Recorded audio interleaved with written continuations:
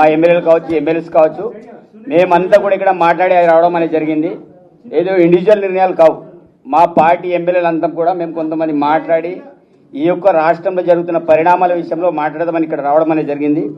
ఇక్కడ మాట్లాడే అంశంలో ఈరోజు రాజగోపాల్ రెడ్డి వదిలేసో, చిన్నారెడ్డి గారిని వదిలేసో మేము కొండా సురేఖ మీదని మేము పడతాం. ఈ యొక్క రాష్ట్రంలో కాంగ్రెస్ పార్టీని బదనాం చేయడానికి కొంతమంది కుట్ర పడుతున్నారు. దాంట్లో సుస్మిత అనే పిల్లకాకి మాట్లాడే మాటలు, ఆ పిల్లకాకిన మాట్లాడే మాటలు ఆమె మాట్లాడే మాటలు కావు నేను అనుకుంటున్నా. ఇదంతా కూడా కొండా సురేఖ గారే మాట్లాడిన మాటని నేను అనుకుంటున్నా. చాలా స్పష్టంగా చెప్పదలుచుకుంటున్నాం. ఎందుకంటే ఇది మొదటిసారి మాట్లాడిన మాటలు కాదు. ఆ రోజుల్లో ఈరోజు పేపర్లో హెడ్లైన్లో పేపర్లు వచ్చింది, ఏదో రౌడీ సీడర్ పేరు అదేంటిది మన హత్యాయత్నం కేసు ఈరోజు నమోదైంది వారి ఓఎస్డీ మీద.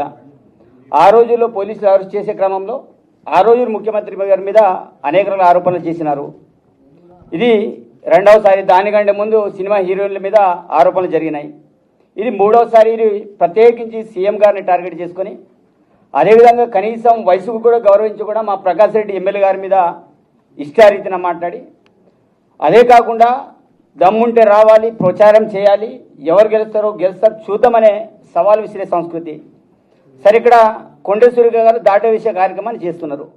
మరి మీ అమ్మాయి ఎంత చేస్తున్నప్పటికీ కూడా మీరు ఇంతకుముందు మా విప్ గారు కావచ్చు, మా బాలన్న గారు కావచ్చు, మిగతా వాళ్ళు మాట్లాడేటట్టు ఎందుకు ఆ విషయాన్ని మీరు ఖండించలేకపోతున్నారు?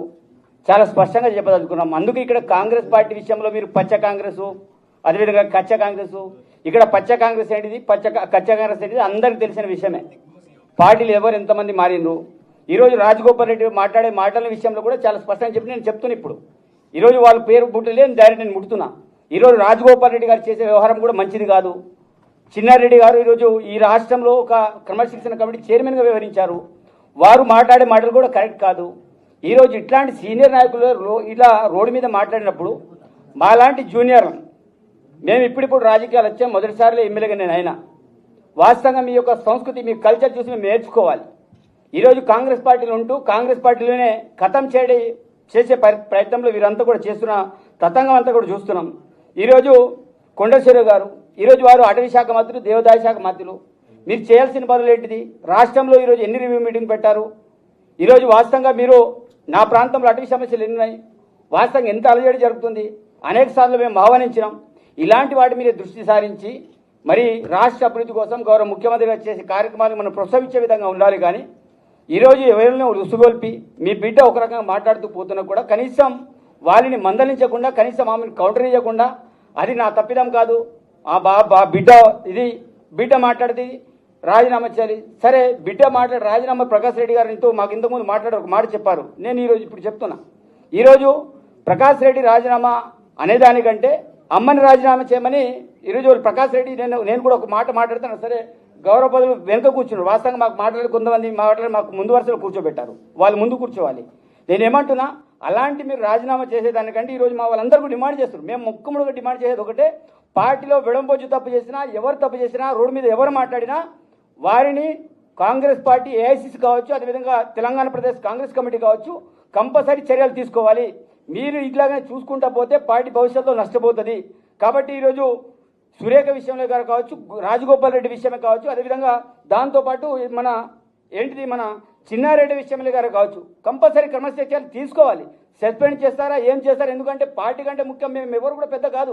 మాకు పార్టీ ఓట్లతో మేము గెలిచినాం, పార్టీ చేతి గుర్తుతో గెలిచాం. చేతి గుర్తుని ఎవరైతే నరకాలనుకుంటున్నారో అలాంటి వాళ్ళని పార్టీ నుంచి బర్తరఫ్ చేయాలి, అవసరమైతే సస్పెండ్ చేస్తారు, ఇంకేమైనా చేయాలి. అది డిసిషన్ తీసుకోవాలి. మేమందరూ కూడా ఎమ్మెల్యేలు కోరుకునేది ఏంటిది?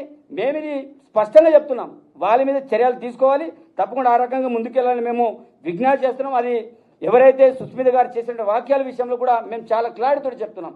చాలామంది అంటారు ఆమె సభ్యత్వం ఉన్నదా లేదా, మరి ఎవరు ఆ మాటలు ఎవరు మాట్లాడిస్తున్నారు? కాబట్టి దీనివల్ల పార్టీ నష్టపోతుంది. కాబట్టి మేము కోరేది ఒకటే, ఎమ్మెల్యేలందరం కూడా అధిష్టానాన్ని రిక్వెస్ట్ చేస్తున్నాం. ఈరోజు మీరు రోడ్ మీద వచ్చేసి మీరు కూడా ప్రెస్ మీట్ పెడుతున్నారంటే పార్టీలో జరుగుతున్న వ్యవహారాలు మేము మాట్లాడబోతే ఎవరు మాట్లాడేది మేము అందరం కూడా డిమాండ్ చేస్తున్నాం అధిష్టానాన్ని. మేము అధిష్టానానికి వ్యతిరేకంగా పార్టీకి వ్యతిరేకంగా పోవట్లేదు. పార్టీ కాంగ్రెస్గా ఎవరు వెళ్ళినా వారి మీద చర్యలు తీసుకొని మేము అందరం వెళ్ళగా మేము డిమాండ్ చేస్తున్నాం. ఆ రకంగా పీసీసీ కావచ్చు, ఏఎస్ కావచ్చు నిర్ణయాలు తీసుకోవాలని కోరుకుంటున్నాం.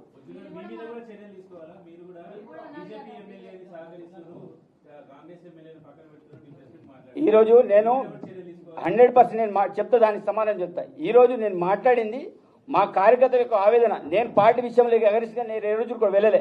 ఆ రోజులో మా ప్రాంతంలో జరుగుతున్న వ్యవహారం విషయంలో నేను మాట్లాడిన తప్ప 100% నేను సోకర్ నోటీస్ నేను సమాధానం చెప్పడానికి నేను రెడీగా ఉన్నా. కాబట్టి నేను పార్టీ ఎగరిసి ఎక్కడ కూడా వెళ్ళలే. ఈరోజు మా పార్టీ కార్యకర్తలు కాపాడమని మేము అధిష్టానానికి మేము రిక్వెస్ట్ చేయడం అనేది జరిగింది. చెప్పండి ఈరోజు చెప్పండి. రాజగోపాల్ రెడ్డి గారు బహిరంగంగా పార్టీని నష్టపరిచే విధంగా మాట్లాడుతున్నారు. ఆ విషయం మీకు క్లారిటీ ఉండాలి. కాబట్టి ఈరోజు రాజగోపాల్ రెడ్డి గారు ఏదైతే కోరుకుంటారో బహిరంగ మీటింగ్లో వాళ్ళు మాట్లాడి గౌరవ ముఖ్యమంత్రి గారు పేరు పెట్టి మాట్లాడుతున్నారు. ఈరోజు మా అధిష్టానం మా ముఖ్యమంత్రి గారికి ఏదైనా ఉంటే వాళ్ళు పోయి మాట్లాడచ్చు, చెప్పచ్చు.